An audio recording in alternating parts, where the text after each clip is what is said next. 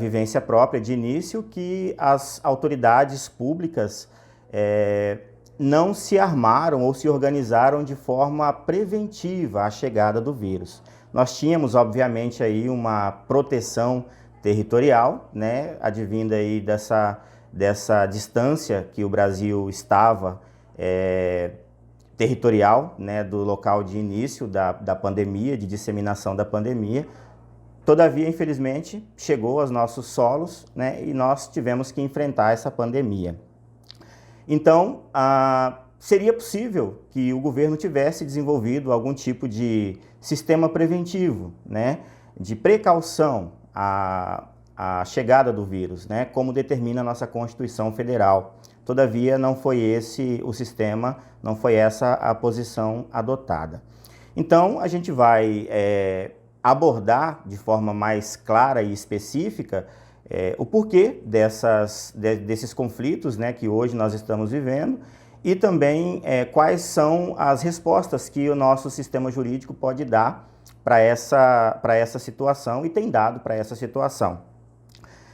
A priori, né, de início também eu gostaria de dizer, né, de ressaltar que esse conflito de jurisdição para nós no Brasil, a compreensão do termo jurisdição, buscando na origem latina do termo, né, advém das duas palavras iuris e dicere.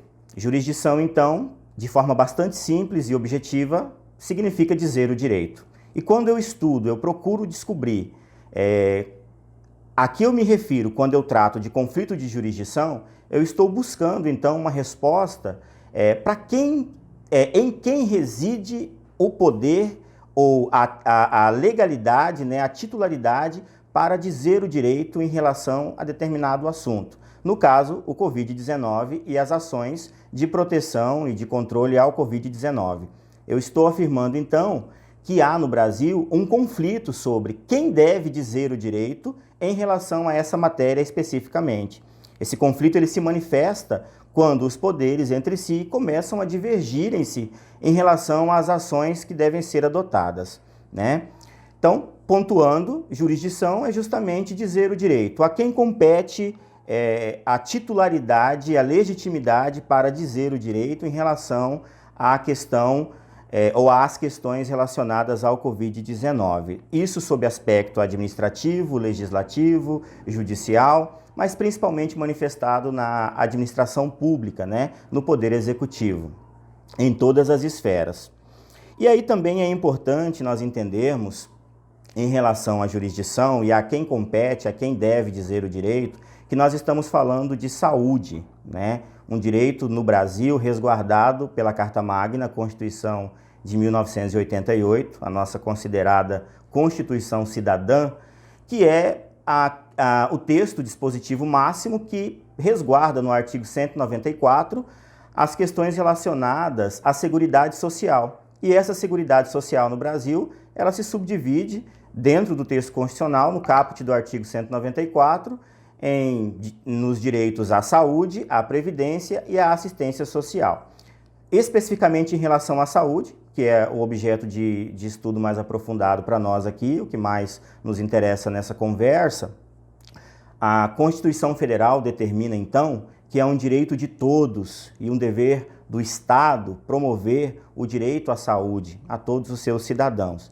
E aí, para a gente compreender o resultado dessa busca por uma resposta em relação ao conflito jurisdicional, é preciso entender até onde vai a jurisdição e a quem compete a responsabilidade em relação a essa jurisdição. Pois bem, eu quero pedir vênia aos senhores para ler aqui o artigo 196 da Constituição Federal do Brasil, que dispõe, né, no capítulo da Seguridade Social, especificamente a questão relacionada à saúde. E o artigo 196, ele diz assim: a saúde é direito de todos e dever do Estado, garantido mediante políticas sociais e econômicas que visem a redução do risco de doença e de outros agravos, e ao acesso universal, igualitário às ações e serviços para sua promoção proteção e recuperação. Veja bem, é interessante e importante nós analisarmos a interpretação extensiva do artigo 196 para que a gente consiga identificar até onde vai a jurisdição dos entes que compõem a nossa organização estatal. O artigo 196 ele diz que é dever do Estado garantir, à população, obedecendo os princípios que regem a nossa saúde aí, dentre eles os princípios citados na Constituição Federal, que é o princípio da universalidade da cobertura e do atendimento, né? O princípio da universalidade, onde todos devem ter acesso, e esse princípio aí dentro da saúde é macro, e ele é manifesto também através do nosso Sistema Único de Saúde, o SUS, que é um sistema público, né? Um sistema gratuito para que todos os cidadãos tenham acesso. Então a Constituição, ela indicou, né, ela instituiu sobre o Estado o dever de promover a saúde aos cidadãos. E o fim desse artigo, ele diz que esse dever, ele não se restringe apenas ao combate, mas ele também se destina, lendo aí ao finalzinho, ó, as ações para a sua promoção, proteção e recuperação.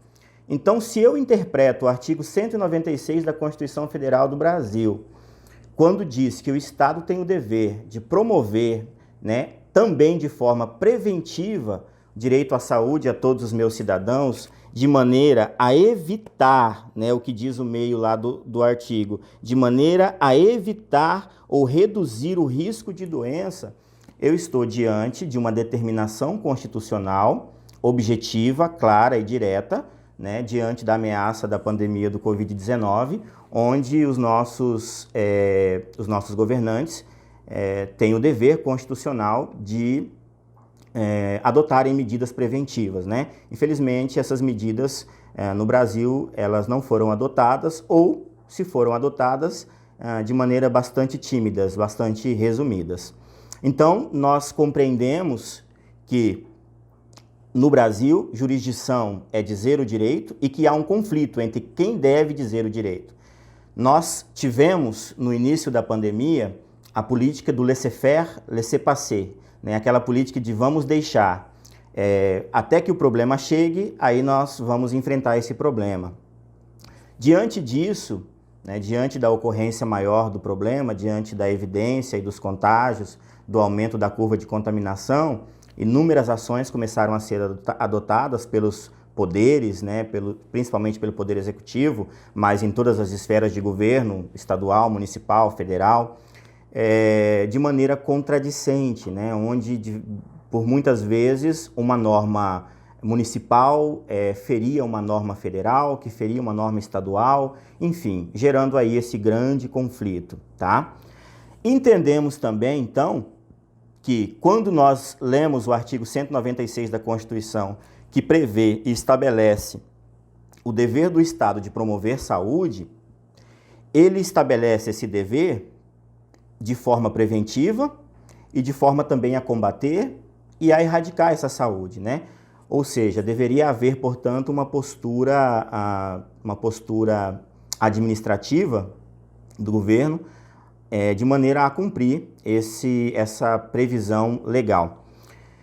Continuando, então, para a gente poder entender melhor essa interpretação extensiva do Estado e o dever e aonde reside, né, o conflito de jurisdição, em 1889, né, com a proclamação da República do Brasil, a nossa primeira Constituição Federal, pós-proclamação da República, estabeleceu no seu texto constitucional que nós somos um país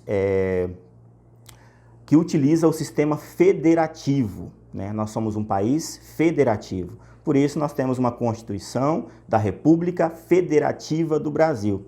Sendo, portanto, um país organizado de forma federativa, nós temos, então, uma organização política, territorial e administrativa que se subdivide em várias esferas. E essas esferas, elas complementam e formam um todo. Então, nós não estamos falando, quando nós lemos o artigo 196 da Constituição Federal, que esse dever de promover a saúde, de forma ainda preventiva e também a controlar, a combater, esse dever ele não resume-se ou restringe-se apenas a um dever que se veste sobre o poder federal ou sobre a administração federal, sobre a União. Esse é um dever que alcança todas as esferas da nossa organização federativa.